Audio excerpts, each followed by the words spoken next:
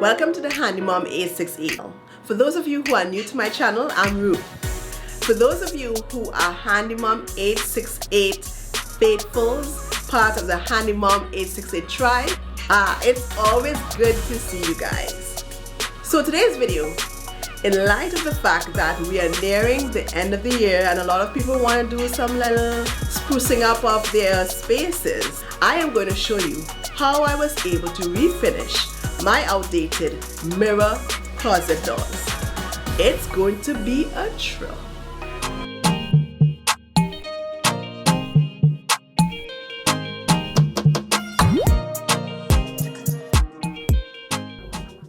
So let me give you a quick look at what the closet doors look like before I began this project. The frame you can see has this really outdated gold finish.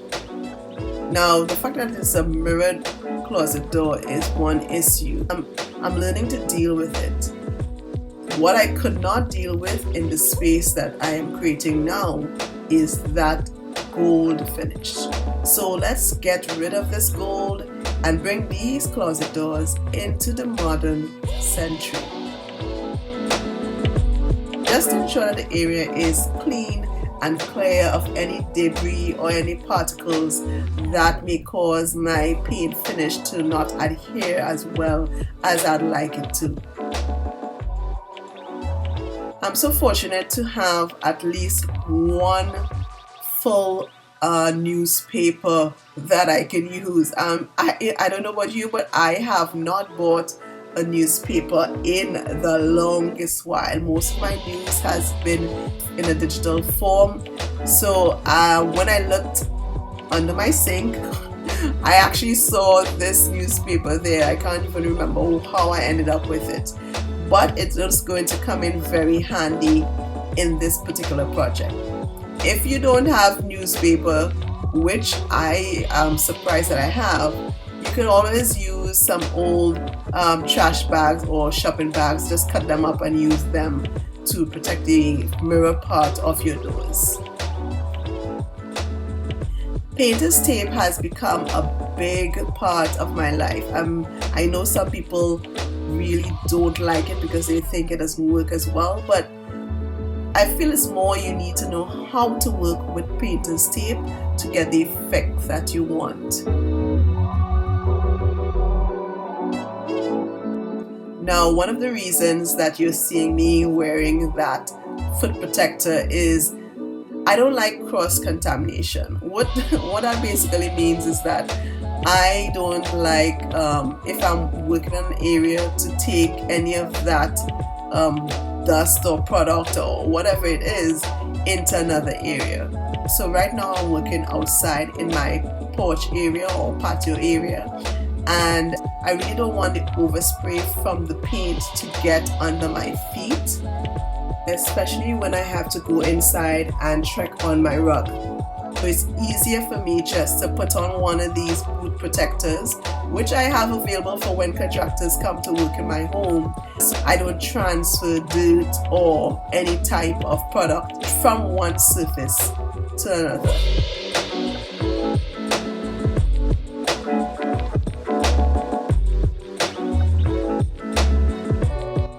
When using painter's tape, make sure that you have the edge of the tape properly well lined up with the edge of the surface that you're trying to protect or trying to cover. If there's any overlap, what will happen is that you will see gaps in your application, and you may have to go back over it with your paint application, which I found myself having to do at some point in time, because after a while you're just trying to quickly get the stuff done, and I didn't pay close attention to what I was doing. So take that little piece of advice, ensure that your painter's tape lines up edge to edge with the surface that you're trying to protect or that you're trying to cover.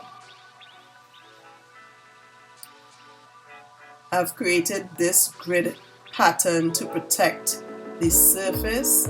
If you have one large piece of paper or old shower curtain or something like that, it will make this part of the process a whole lot easier, because you won't have to tape together all these little pieces or all these sheets of newspaper like I do.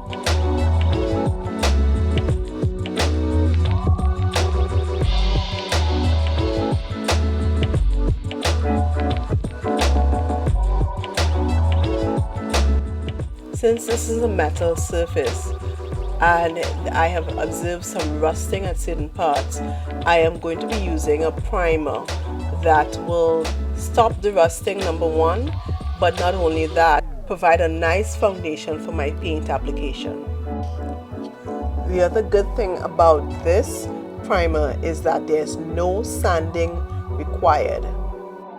So this item that I'm putting on here is a game changer when it comes to using spray paint, especially for those of us who have issues with our wrists due to carpal tunnel or whatever pain you get when having to do spray paint applications. This product makes it easier to control the amount of spray paint that comes out of the spray can, and it doesn't place as much pressure on your wrist or joints, and you can actually get a nice smooth flow with this particular product. Now they are available at Sherwin-Williams. However, at the time of doing this project, all our hardwares and stuff here were closed, and it just so happened that my joiner came by to do some work for me, and he mentioned that he had one. He was willing to loan me his for this project. I was truly so grateful to get this item here. I'll actually be purchasing one to keep because I am always doing spray paint projects. So this is a really good tool to have in your DIY project arsenal. I'll leave a link to it in the description box below. Okay, so this is all primer. I use the white primer, which is a good thing because I need to cover that goal before I put in chalk paint. This primer actually gives really good coverage. Somebody might say, so why do you still have to paint it? Well, the paint is the thing that actually gives a better finish, I want to say. Although this one is not too bad. It's a semi-gloss finish, which is good because I can use it to match the rest of the cabinet and you'll never know the difference. I'll still go ahead and put on a coat of the paint. We'll see if it makes any difference. I don't think it will at this point in time, but we'll still see. So I'm using the gloss white in the Do It Best. It's not the most expensive paint. It will definitely get the job done. It's a fast drying lacquer. And I can testify to this, it really dries pretty quickly. The best application is to use very thin layers to build up to what you want if you're trying to cover something that is darker than the color that you actually want to achieve. This gives you a really nice finish. All right, let's get this done.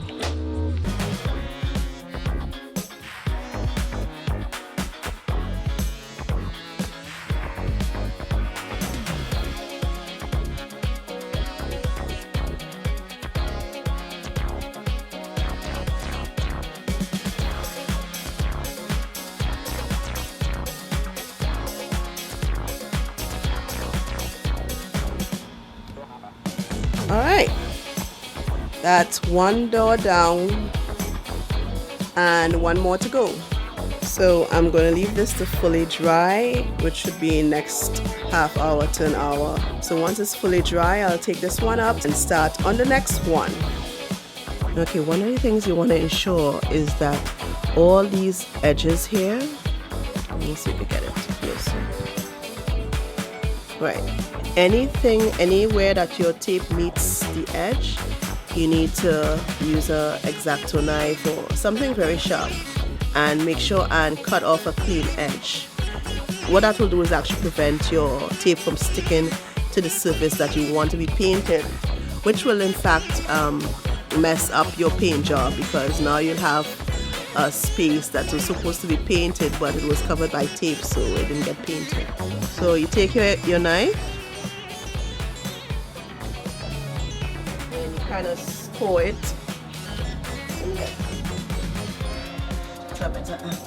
Okay, right.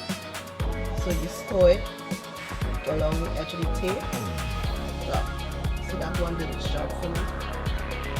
Same thing next.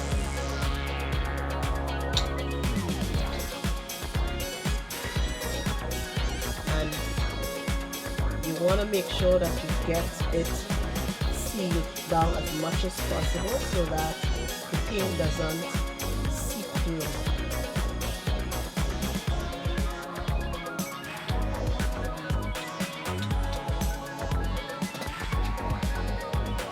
And then you go along the line, you go along and you press, going straight down, ensuring that you don't have any overlap onto the surface that you want to paint. And that will be your first layer. Your first layer of tape to provide a nice clean edge. The second layer would be to put on your covering that you're using to actually protect the rest of the glass. And in my case, I'm just going to reuse the newspaper grid that I had, and I'll show you what that looks like after I put it on. The protective grid that I made with the newspaper yesterday and the painter's tape. This grid protects your glass. One of the things you want to ensure is that when you're reusing the grid for the second door is you make sure that it doesn't cover or overlap the straight finish that you created with the first set of painter's tape.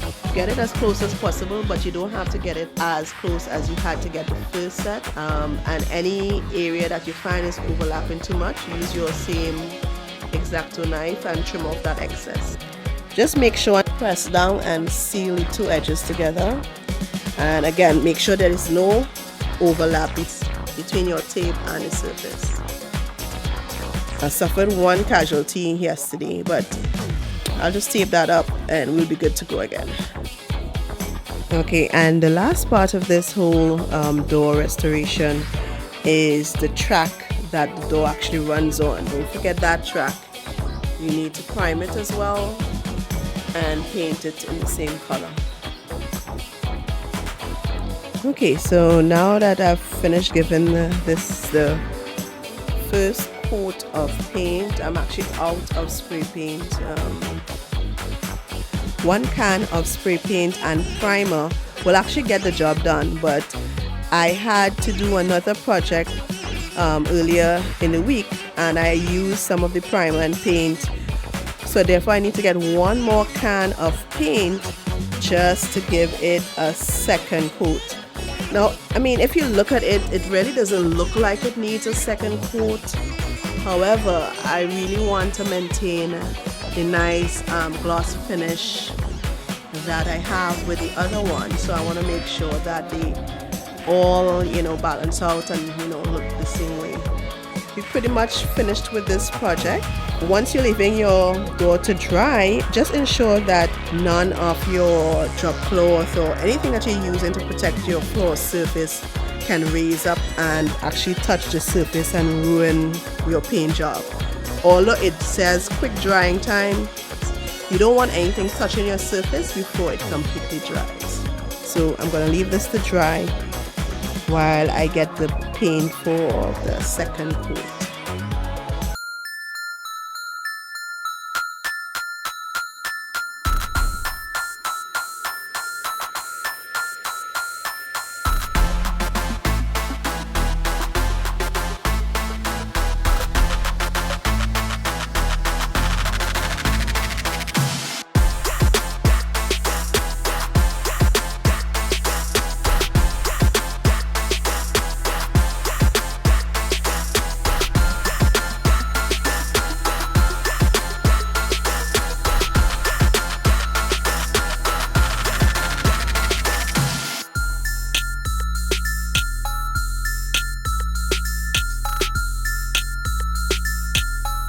So do you think you can take this project on?